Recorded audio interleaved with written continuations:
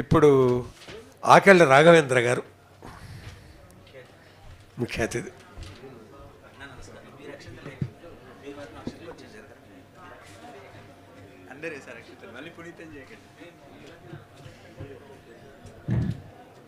అందరికీ నమస్కారం అండి.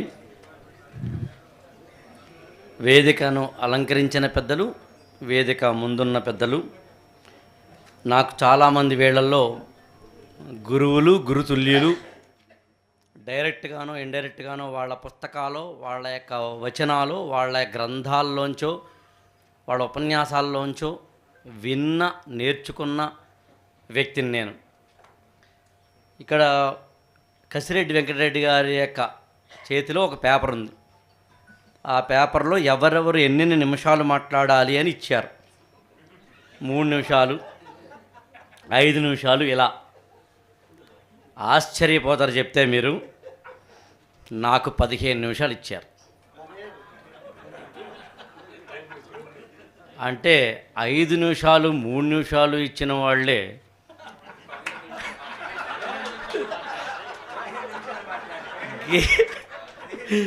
గీతలు దాటితే నేను సముద్రాలు దాటాలి.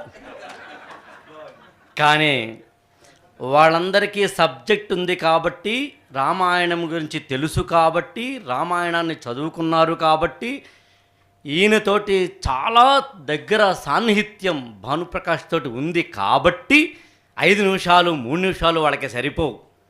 కానీ నాకు రామాయణం తెలియదు కాబట్టి, ఈయనతోటి మరీ ఎక్కువ సాన్నిహిత్యం లేదు కాబట్టి, ఇక్కడ అందరూ నాకు తెలిసిన వాళ్ళే, కానీ నేనెవరికీ తెలియదు. ఎందుకంటే ప్రత్యక్ష అనుబంధం లేదు కాబట్టి నాకు 15 నిమిషాలు అక్కర్లేదు. 4 నిమిషాలు వాళ్ళకి ఇచ్చాను. వాళ్ళ నిషా నేను తీసుకుని ఓన్లీ 5 నిమిషాలే మాట్లాడతాను. నిజానికి ఈ సభలో కూర్చున్న అందరికీ రామాయణం తెలుసు. రాముడు గుండెల్లోనూ, పుస్తకంలోనూ, గూటిలోనూ, పుస్తకాల గూట్లోనూ, నోటిలోనూ, మెదడులోనూ ఉన్నారు. పుస్తకంలోనూ, మస్తకంలోనూ. కానీ చెప్పాల్సింది నేటి తరానికి, రాబోయే పిల్లలకి, మన ఇంటిలోంచి వెళుతున్న పిల్లలకి. ఆ పిల్లలు, మన పిల్లలు, కంప్యూటర్ యుగంలో మొన్నటి వరకు ఉన్న పిల్లలు, సెల్ ఫోన్ యుగంలోకి ఇప్పుడు వచ్చిన పిల్లలు, యూట్యూబు, ఇన్స్టాగ్రాము, ఫేస్బుక్ లాంటి సోషల్ మీడియాతోటి బిజీ అయిపోతున్న పిల్లలు. అలాంటి పిల్లలు రామాయణం చదవమంటే, రాముణ్ణి చదవమంటే ఖచ్చితంగా అడిగే ఒక ప్రశ్న, ఎందుకు అని. ఆ ఎందుకు అనే ప్రశ్నకి కాస్తో కూస్తో నాకు తెలిసినది, గత 24 సంవత్సరాలుగా ఐఏఎస్ అభ్యర్థులకు తెలుగు పాఠాలు బోధిస్తున్న వ్యక్తిగా, మా సిలబస్లో మొల్ల రామాయణం, బాలకాండ, అవతారిక ఉన్న వాటిని 24 సంవత్సరాలుగా బోధిస్తున్న వ్యక్తిగా, మొల్ల రామాయణాన్ని చదవాల్సిన అవసరం నాకు ఏర్పడడంతో సిలబస్లో ఉన్నది మాత్రమే కాకుండా మొత్తంగా ఆ మొల్ల రాసిన అంతా బాలకాండ మొదలుకొని అన్ని కాండలు చదవాల్సిన వ్యక్తిగా, ఒక్క మొల్ల రామాయణాన్ని చదువుతున్నప్పుడు మరి అంతకుముందు రాసిన, తెలుగులోనే మొట్టమొదటిసారిగా రాసిన, తెలంగాణ గడ్డ నుంచి రాసిన గోనబుద్ధారెడ్డి రంగనాథ రామాయణం మొదలుకొని, ఉళ్ళక్కి భాస్కరుడు మొదలైన వారు రచించిన భాస్కర్ రామాయణం మొదలుకొని, ఎర్రన ఇవాళ లభించకపోతున్న రామాయణం మొదలుకొని, అన్నమయ్య రామాయణం రాశారే, రామాభ్యుదయం రచించిన అయ్యలరాజు రామభద్రుడు ప్రబంధ యుగంలో ప్రతి ఒక్క తెలుగు కవి, అల్లసాని పెద్దన మొదలుకొని, నంది తిమ్మన మొదలుకొని ప్రతి ఒక్క తెలుగు కవి బహుభార్యత్వం మీద ఉన్న కావ్యాలు మాత్రమే, ప్రబంధాలు మాత్రమే రాస్తున్న రోజుల్లో బహుభార్యత్వము అనేది ఒక common phenomenon of the social system అయిపోయిన రోజుల్లో, అందరికీ అర్థం చెప్పాలంటే ఎక్కువ మంది భార్యలు ఉండడం తప్పు కాదు అనుకుంటున్న రోజుల్లో ఒక ప్రబంధ కవి ఆ రోజుల్లో ఉన్న వాళ్ళందరికన్నా భిన్నంగా ఒక రామాయణం రచించి, ఏకపత్ని వ్రతుడి గురించి రచించి, ఇది కదా ఈ జాతికి చెప్పాలి అనుకున్నప్పుడు ఎందుకు ఆయన రాశారు? అది మొదలుకొని 1932 మొదలుకొని 62 వరకు 30 సంవత్సరాల పాటు తన జీవితంలో చాలా భాగాన్నంతటినీ రామాయణ కల్పవృక్షంగా రచించిన విశ్వనాథ సత్యనారాయణ గారు మొదలుకొని ఇప్పుడు ఈ క్షణం మనందరం ఇక్కడ కూర్చున్న రామాయణం మీద ఈయన రచించిన భానువు గురించి మాట్లాడుతుంటే ఖచ్చితంగా ఎవరో ఒకరు ఆదిలాబాదులోనో అమలాపురంలోనో కరీంనగర్లోనో కాకినాడలోనో కాశ్మీరంలోనో రామకథో రామకోటో రాస్తూ ఉంటారు. మరి ఆ తరం నుంచి ఈ తరం వరకు వాల్మీకి మొదలుకొని కాళిదాసు మొదలుకొని ఈ తరం వరకు ప్రతి యుగంలోనూ ఇతిహాసాలుగా చెప్పబడుతున్న భారత రామాయణాల్లో పురాణ అత్యద్భుతంగా చెప్పబడుతున్న భాగవతము, ఈ భారత రామాయణ భాగవతాల్లో రామాయణాన్నే ఎక్కువ మంది ఎందుకు రాశారు? ప్రతి తరంలోనూ రామాయణాన్ని ఎందుకు రాశారు? అన్నదమ్ములు ఎలా ఉంటారో తెలియాలా, అన్నదమ్ముల్లో ఎన్ని రకాలు ఉంటారో తెలియాలా. విభీషణుడు ఉంటాడు, కుంభకర్ణుడు ఉంటాడు, భరత శత్రుఘ్నులు ఉంటారు, లక్ష్మణుడు ఉంటాడు, సుగ్రీవుడు ఉంటారు అని తెలియాలా. భార్య ఎలా ఉంటుందో, మండోదరి కావచ్చు, లేకపోతే తార కావచ్చు, సీతమ్మ కావచ్చు, ఎలా ఉంటుందో తెలియాలా. స్త్రీల మనస్తత్వాలు ఎలా ఉంటాయో, ఒక శూర్పణకో ఒక మందరో ఎలా ఉంటారో తెలియాలా. శత్రు సైన్యంలో ఉంటూ మిత్రత్వంలోకి ధర్మం ఎక్కడ ఉంటే అక్కడికి వస్తాను, అన్నదమ్ముల అనుబంధం కన్నా ధర్మబంధం గొప్పదని చెప్పిన ఒక పాత్ర మనకి కావాలా. ఎవరు ఎప్పుడు ఎక్కడ ఏ పాత్రలు ఎలా ప్రవర్తిస్తాయో కావాలా. పోనీ మానవ మనస్తత్వాలు మాత్రమే కాదు, ఒక ఆధునికమైన సినిమా స్క్రిప్ట్ ఎలా ఉంటుందో అలా ఒక అత్యద్భుతమైన కథ, ప్రతి పాత్ర అలా వస్తుంది, ఇలా వెళ్ళిపోతుంది. వచ్చిన ప్రతి పాత్ర ఏదో ఒకటి మనకు అర్థం చెప్పాలి అంటే ఒకటి ఒత్తిని వెలిగించి వెళ్ళిపోతుంది, ఆ తర్వాత మిగతావన్నీ వెలుగుతూ వెళతాయి.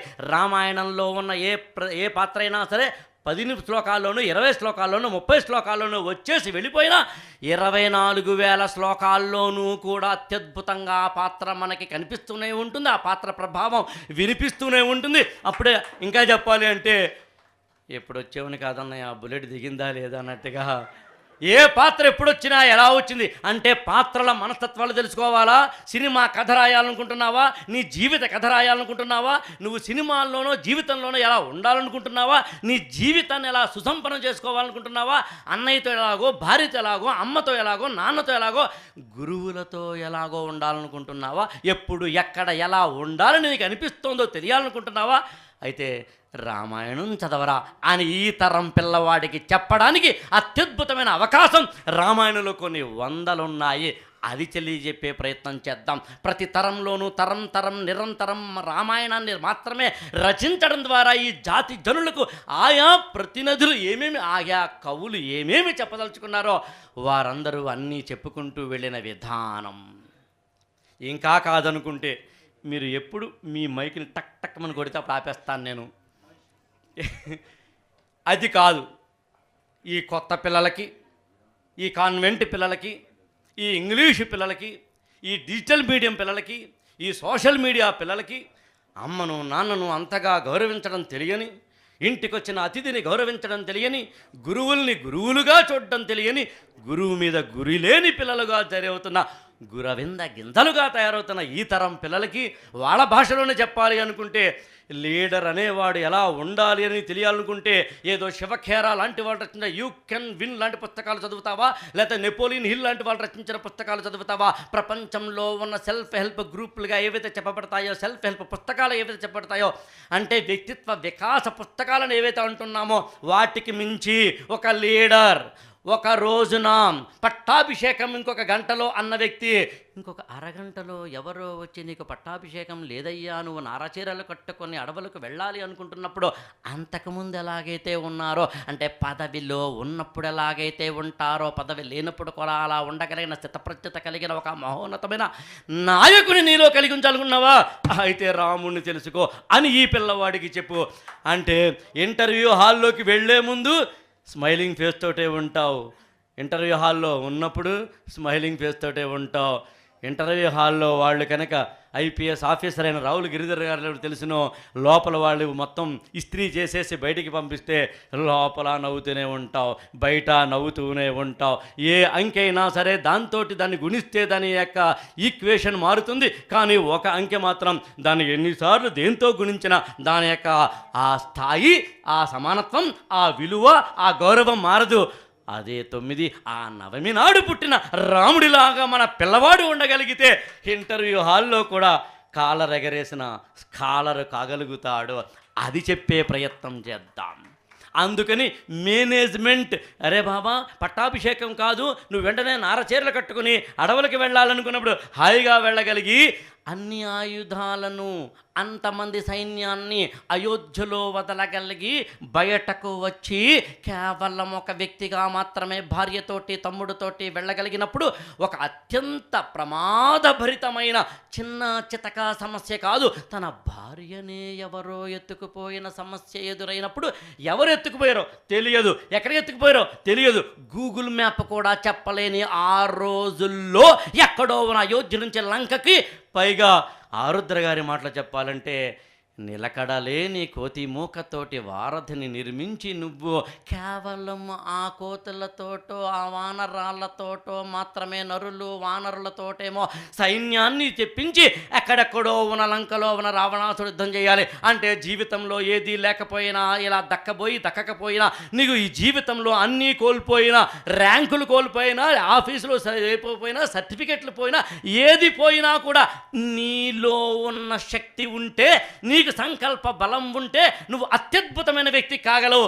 అలా చేసేందుకు ఉపయోగపడిన వ్యక్తి, ఈ జాతికి ఒక వ్యక్తిత్వ వికాసాన్ని అందించిన వ్యక్తి, ఈ జాతికి ఒక ఆత్మవిశ్వాసాన్ని అందించిన వ్యక్తి, దారి లేకపోయినా రహదారిని కట్టుకుని సముద్రము దాటి దానికి వారధిని కూడా నిర్మించుకుని తానే ముందుకు వెళ్ళి ఒక అత్యద్భుతమైన విజయాన్ని సాధించుకున్న వ్యక్తి శ్రీరామప్రభువురా అని ఈ తరానికి తెలియజెప్పే ప్రయత్నం చేద్దాం.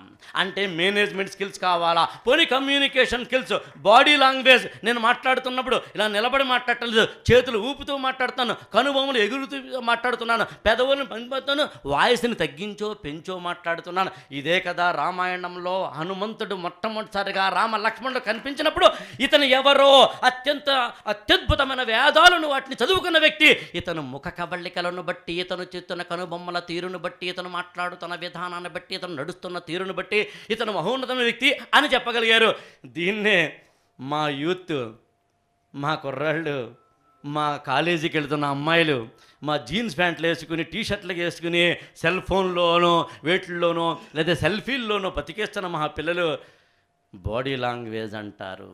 ఈ బాడీ లాంగ్వేజ్ని ఇప్పుడు కొత్తగా ఎవరో చెప్పడానికన్నా ముందు రామాయణంలో చెప్పబడిందిరా బాబు అని కనుక ఈ పిల్లలకి చెప్పగలిగితే, నా జాతి జనుల గుండెల్లో మంత్రంగా మోగించేని శ్రీశ్రీ మహాప్రస్థానాలు చెప్పినట్టుగా రామాయణంలో ప్రతిదీ ఉంది, అది అర్థం చేసుకో. నీదైన విధానాన్ని అర్థం చేసుకున్న తర్వాత కావాలంటే ఎవడో ఎక్కడో ఆంగ్లంలోనో ఇంకొక భాషల్లోనో ఎవరో ఎక్కడో అమెరికాలోనో బ్రిటన్లో చెప్పింది కావాలంటే విను.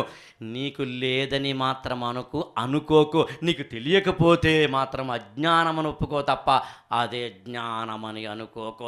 ఈ జాతిలో, ఈ మట్టిలో, ఈ ఇటకలో ఇక్కడ అత్యున్నతమైన మేనేజ్మెంట్ స్కిల్స్ కావాలా, లీడర్షిప్ స్కిల్స్ కావాలా, కమ్యూనికేషన్ స్కిల్స్ కావాలా? ఇంక నేను చెప్పాల్సిన అవసరం లేదు. హనుమంతుడు ఎంత కమ్యూనికేషన్ స్కిల్స్ పెట్టారో. అందుకని ఎలా చూసుకున్నా మన జీవితాలని అందంగా, అత్యద్భుతంగా, ఇందాక అందరూ కూడా చెప్పినట్టుగా ఎవరైనా కొత్తగా భార్యాభర్తలుగా జీవితంలోకి ఎంటర్ అవుతున్న నవదంపతులకు ఒక్క మాట చెప్తే సరిపోతుంది.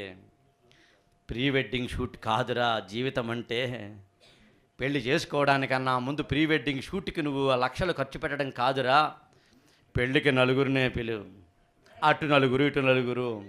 1 ఇయర్ అయిన తర్వాత వీలైతే 1 ఇయర్ దాకా నువ్వు కాపరం చేస్తే అప్పుడు కాస్త అటు ఇటు ఉన్న వాళ్ళ చుట్టాలను ఎక్స్టెండెడ్ ఫ్యామిలీస్ అంటాం మేము, దాన్ని పిలువు. పోనీ అలా కాదు, ఇంకొంచెం అడుగులు ముందుకేసి ఒక పంచి 5 ఏళ్ళు కూడా పంచవర్ష ప్రణాళికను 5 ఇయర్స్ కనుక ఆ భార్యతోటే కనుక కాపరం చేసి ఉంటే అప్పుడు కాస్తో కూస్తో ఫ్రెండ్ సర్కిల్ని పిలువు. 10 ఏళ్లకి చుట్టాల్లో ఉన్న బీరకాయ పీచ్ అంటాం కదా, వాళ్ళని పిలువు. 20 ఏళ్లకి నీకు అప్పటికీ అదే భార్యతోటి నువ్వు ఉంటే అప్పుడు జనాల్ని పిలువు.